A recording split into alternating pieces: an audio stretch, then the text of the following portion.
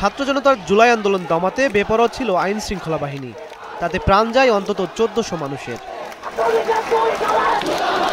৫ August সরকার পতনের পর ভারতে চলে যেতে বাধ্য হন ক্ষমতাচ্যুত প্রধানমন্ত্রী শেখ হাসিনা।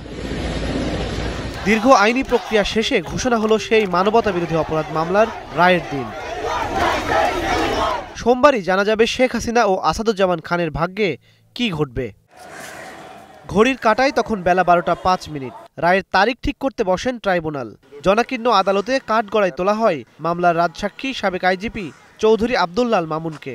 আদালত বসার পরপরই রায়ের দিন ঘোষণা করেন ট্রাইব্যুনালের চেয়ারম্যান গোলাম মর্তুজা মজুমদার। বিচারিক প্রক্রিয়া স্বচ্ছ ও অপরাধের অকাট্য প্রমাণ উপস্থাপন করা হয়েছে জানিয়ে আসামিদের সর্বোচ্চ শাস্তি হবে বলে আশাবাদী চিফ প্রসিকিউটর। আমরা অঙ্গীকার করেছিলাম যে যারাই বাংলাদেশে যত শক্তিশালী হোক না কেন, যদি কেউ অপরাধ করে, মানবতা বিরোধী অপরাধ করে, তাদেরকে সঠিক পন্থায় বিচারের মুখোমুখি করা হবে এবং তাদের আইন অনুযায়ী যে প্রাপ্য সেটা তাদেরকে বুঝিয়ে দেওয়া হবে। সেই প্রক্রিয়ায় আমরা একটা দীর্ঘ যাত্রা শেষ করেছি। আমরা এখন চূড়ান্ত পর্বে উপনীত হয়েছি। আশা করছি ইনশাআল্লাহ 17ই নভেম্বর আদালত তার সুবিবেচনা, তার প্রজ্ঞা প্রয়োগ করবেন। অন্যদিকে আসামি পক্ষে রাষ্ট্র নিযুক্ত আইনজীবীর দাবি, নিজে বাঁচতে শেখ হাসিনা ও আসাদুজ্জামান খানের উপর দায় চাপিয়েছেন সাবেক আইজিপি।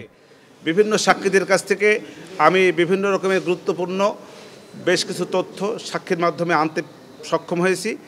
সব কিছু মিলিয়ে দালিলিক সাক্ষ্য সেসব জায়গায় আমি কন্ট্রোভার্সি ক্রিয়েট করার চেষ্টা করেছি এবং বিভিন্ন সময় দালিলিক সাক্ষীর উপরেও কন্ট্রোভার্সি ক্রিয়েট হয়েছে বলে আমি বিশ্বাস করি। সব কিছু মিলিয়ে আমি বিশ্বাস করি আমার আসামিদ্বয় খালাস পাবে।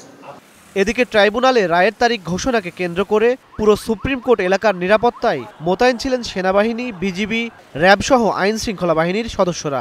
জুলাই আন্দোলনে আওয়ামী লীগ সরকারের পতনের পর পুনর্গঠিত আন্তর্জাতিক অপরাধ ট্রাইব্যুনালে এই প্রথম কোনো মামলার রায় হতে যাচ্ছে।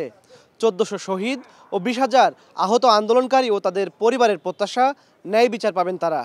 আর প্রসিকিউশন বলছেন, এই রায় বাস্তবায়িত হলে ভবিষ্যতে বাংলাদেশের আর কোনো সরকার স্বৈরাচার হয়ে ওঠার সাহস করবে না। ইমন মাহমুদ, স্টার নিউজ, ঢাকা।